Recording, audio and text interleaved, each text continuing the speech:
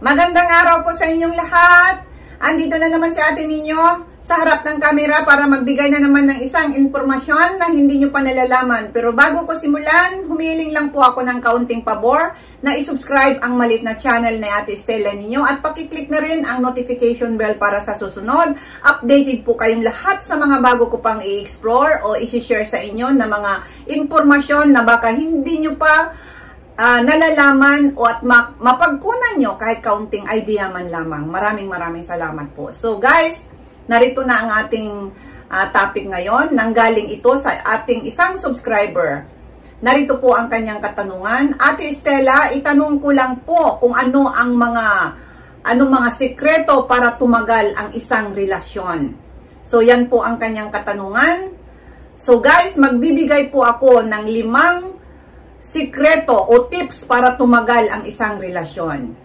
Para magtagal ang pagmamahalan ng lalaki at babae ay may ilang aspeto ng relasyon na parehong emotional at practical. So narito ang mga sikreto na maaring makatulong. Number 1, pagiging suportado at maasahan. Kailangan maging maasahan ang bawat isa sa oras ng pangangailangan. Ang pagkakaroon ng isang partner na handang tumulong at magbigay ng suporta ay nagbibigay ng seguridad at pagtitiwala sa isang relasyon. So yan po yung number 1, pagiging suportado at maaasahan. At ang number 2 naman, pagpapakita ng respeto at pagpapahalaga ng bawat isa.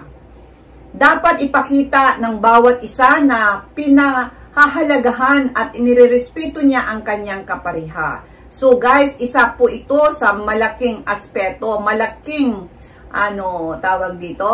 kinakailangan po talaga ito ang pagpapakita ng respeto at pagpapahalaga ng bawat isa, no, sa isang relasyon. So yan po ay isang mahalaga.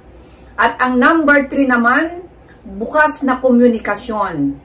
Ang tapat at bukas na komunikasyon ay mahalaga upang maiwasan ang mga hindi pagkakaintindihan. So, ang ibig sabihin, napakahalaga po ng komunikasyon sa magrelasyon. Dahil kapag walang komunikasyon, hindi nyo maparating kung ano yung mga gusto nyong iparating, no?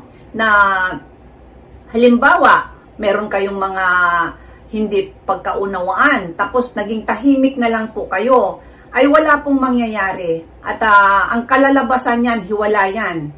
Kasi hindi nyo na ipapakita o na ipaparating kung ano yung mga gusto nyong iparating. Kaya mas napakahalaga po ng isang komunikasyon. Kaya parating sinasabi ito kahit sa buong mundo na communication ang salitang ito. So yan po yung number 3. At ang number 4 naman, pagiging mapagmahal at maalalahanin. Ang maliit na bagay tulad ng pagpapakita ng pagmamahal sa pamamagitan ng mga simpleng kilos ay makakatulong para manatiling matamis ang isang relasyon. So yan po ang number 4, pagiging mapagmahal at maalalahanin. At ang number 5 naman, katapatan. Napakahalaga ng pagiging tapat at pagkakaroon ng tiwala sa isa't isa. Ang pagtataksil o kasinungalingan ay maaaring sirain ang pundasyon ng isang relasyon. So yan po guys, no, na napakahalaga po ng katapatan ng bawat isa. Ngunit hindi rin natin masasabi kasi yun na nga, may mga tinatawag na mga pangyayari, may mga temptasyon na hindi natin unavoidable na mga circumstances, no? Na talagang temptation pala, na talagang lalapit talaga. So, yan po ay wala na pong magagawa ang bawat isa niyan kapag nandoon na, ha. So, kahit pasabihin natin na talagang kontrolin mo pero hindi mo na kontrol. So, yun nga ang sinatawag na tao lamang tayo. Yan po yung number 5, katapatan. Napakahalaga po ng katapatan. Number 6, pagkakaroon ng oras para sa isa't isa. Ang pagpapahalaga sa quality time na tinatawag ay mahalaga upang mapanatili ang koneksyon at mas malalim na pag-uunawa sa isa't isa. So yan po yung number 6 natin, pagkakaroon ng oras para sa isa't isa. Kahit gaano po tayo, kayong dalawa, gaano man kayo tawag dito, yung sa mga trabaho ninyo, kabisi, kung ano man kabisi kayo, kailangan pa rin magano kayo ng tinatawag na quality time. Na halimbawa, wala kayong pasok, kailangan ninyong mag-usap o yun na nga, komunikasyon na saan tayo pupunta, magliwaliw tayo o mag-tour tayo, saan tayo pupunta, magbakasyon tayo kahit isang araw.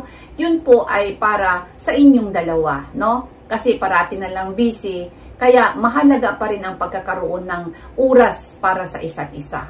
At ang number 7 naman natin, pagpapalakas ng intimacy. Ang pagiging malapit magpapit hindi lamang sa physical na aspeto, kundi pati na emotional ay napakahalaga upang magpatuloy ang lalim ng pagmamahalan. So yan po guys, no, yung pagpapalakas ng intimacy, yung magtabi kayo kahit pakurot-kurot dyan, paglalambingan, paghahawak, pagyayakap, no, ay napakahalaga din sa magrelasyon. Hindi lang po pang physical na tinatawag, no? Hindi lang yung labanan ang ibig kong sabihin. So, ang number 8 naman natin, pagpapatawad. So, ito, ito guys, pagpapatawad. Tao lang tayo, Walang relasyon ang perpekto. Dapat maging handa ang bawat isa na magpatawad at magtulungan para malagpasan ang mga pagsubok. So, isa po ito na kailanganin talaga natin na bigyan pa ng isang pagkakataon kung sino man yung nakagawa sa inyong dalawa, no? Pagpapatawad, kung ano man yung klaseng mga bagay na yan na nagawa, no? So, kung humihingi ng kapatawaran ang isa sa inyo, ay kailangan po nating bigyan pa ng isang pagkakataon dahil yun na nga, hindi po tayo perpekto, tao lang po tayo. So, yan po yung number 6, mahalaga ang pagpapatawad ng bawat isa. At ang pang-last naman natin, pagbibigay ng kalayaan. Ito, mahalaga din ito sa babae at lalaki.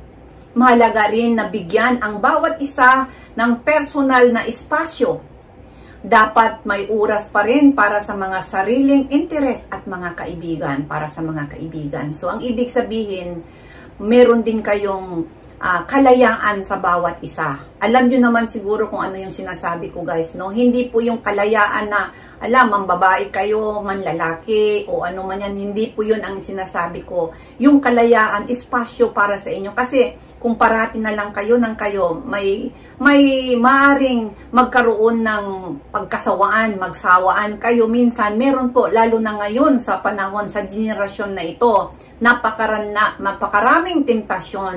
Kaya minsan, bigyan din natin ng espasyo ang bawat isa na hindi na lang kayo parating nakadikit dahil may panahon na magkasawaan. Kaya mas maganda yung meron din kayong ginagawang isa, kung ano yung interest mo, ano yung mga recreation ninyo, para naman hindi na lang mukha sa mukha ninyo ang nagkakitaan. Maganda rin po itong pagbibigay ng kalayaan, lalo na sa mga kalalakihan. Gustong-gusto din nila ng espasyo mula sa kanilang partner, no? So, yan po yung number 9 natin. At ang pangkalahatan, ang pinakamahalaga ay ang pagkakaroon ng mutual understanding, respeto, at pagpapatawad at tunay na pagmamahalan. So, yan po guys. Sana nakita mo ang vlog na ito at ginawan ko na lang din ng vlog para na rin pangkalahatan. Maraming salamat sa inyong lahat. Bye-bye!